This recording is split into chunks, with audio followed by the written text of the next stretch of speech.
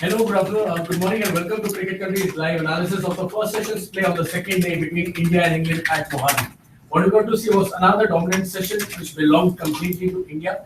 England were bowled out for 283 runs, adding about less than 20 runs to their overnight target, overnight total. And India replied, they did lose one wicket in form of Murali Vijay, who played a very bad shot. India reached 64 no loss. Now they gained by another 223 runs. And Devachit Verma here from Cricket Country, and with me here is my colleague Swajit, and we're going to discuss how India have continued to dominate the game and England have just not been able to pull things back in control. Exactly. I mean, India are dominating this test, and I think, like we discussed before, they should look for a 200 run lead at least. And the second session of this day, it will be more easy to bat.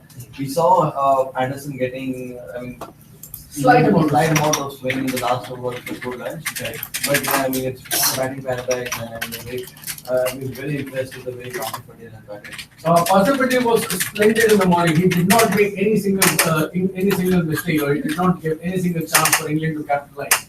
And even though Murali Vijay was catching, he was dropped once, and he had one small controversial moment when James Anderson tried getting him out, obstructing the field. Apart from that, Parthi made it India session so far because his stroke play was splendid, especially the drives that are coming right from the straight down the ground. Yeah, I mean, like we discussed before, I mean, batting was never an issue with Patrick Patel. I mean, he's spoken for India in the past. He has a really good technique. He always looks to score runs. He's always playing his shots, and I mean, I like the way like he put a price tag on the wicket. On his wicket, and the way he batted, he ensured the scoreboard was moving. At the same time, we saw some glorious boundaries, especially those drives, those straight drives, the flick that he started with. And I just hope that he makes the start count, and scores a big one, because in the past we have seen him getting to the 40s and 50s and then just running away. He's still to score a test 100. He looks good, well set for a big innings because he's been in form in Ranji Trophy as well. He scored one century in the ongoing Ranji Trophy season. He scored a couple of half centuries as well. And right now he's batting at 37 not out. And that's like Chiteshwar Pujara, who got off the mark with a very nice boundary towards mid wicket.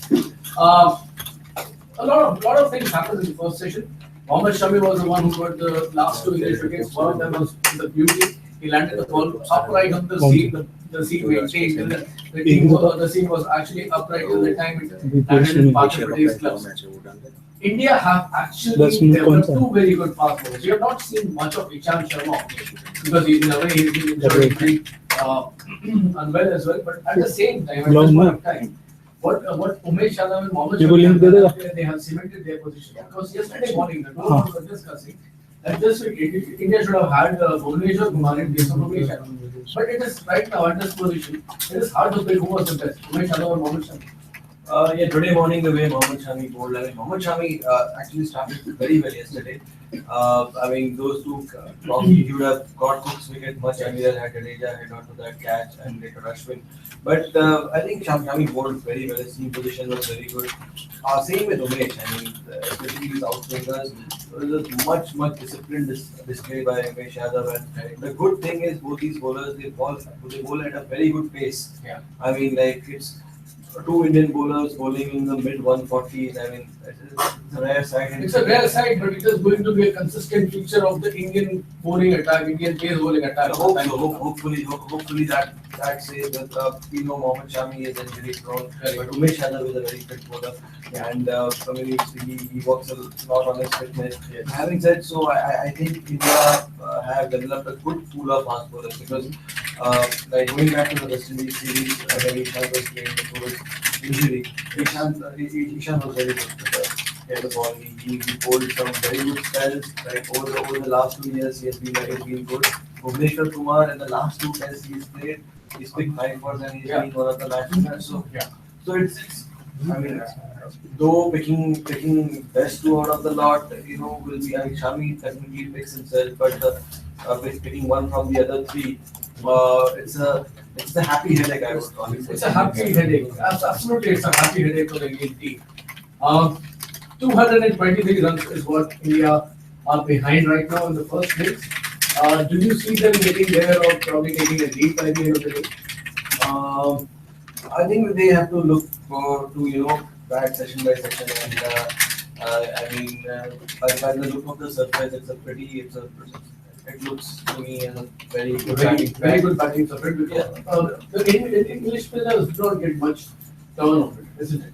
No, there was not much turn. I mean, we are yet to see how Gareth Riley batting boards here. But yeah, even the Indian spinners were getting those odd runs, but the English spinners, there was nothing of 13 odd. Even the bounce stayed through most of the time. So I think it's gonna be a very good second session for the Indians, and they should capitalize on the start. And I just hope that Parthiv makes it count and scores 100. If Partha makes 100, it is going to be slightly difficult for Saha, isn't it? Or will India continue to stay with Saha? I mean that again, that will be another happy headache for the Indian team. If he keeps well, then Parthiv deserves to play the next test. That is up to Kohli to decide that, because being a wicket keeper, the primary job is how you perform behind the stump. So if Parthiv is fitting into that role, if he thinks that Parthiv can fit into the shoes of what Saha has done. I mean, Saha in the Eden Gardens test was fantastic behind the stumps. I mean, he had not only scored those 250s during the presentation. It was clearly mentioned that wicket keeping was one of the aspects for which he was awarded the man of the match. So we have not seen in the recent past wicket keepers getting man of the match for the wicket keeping. Exactly. Saha has been that good. So it's up to the selectors to decide. But I mean, if Parthiv scores 100, I mean, he can even play as an opener.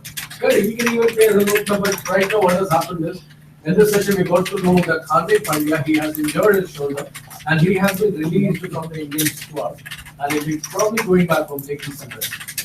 Another player who has also been released from the Indian test side is KL Rahul. He had injured his forearm in the second test at Visakhapatnam. He aggravated the injury while training for the third test at Mohali. So he has been released. But what the initial reports are saying is KL Rahul will be back for the Mumbai test. Let's hope for the best. We'll be wrapping up this particular analysis session for now. We'll be back again after the first session. As of now, it's advantage India. India have been in a dominant position. They have dominated England for all the 4 sessions in the test so far. They are likely to continue to do so in the remainder of the test, or at least today, because this is the time when the batting remains the pitch remains conducive for batting. Thank you for tuning in. We have the line outs up in English and Hindi. We'll be back shortly.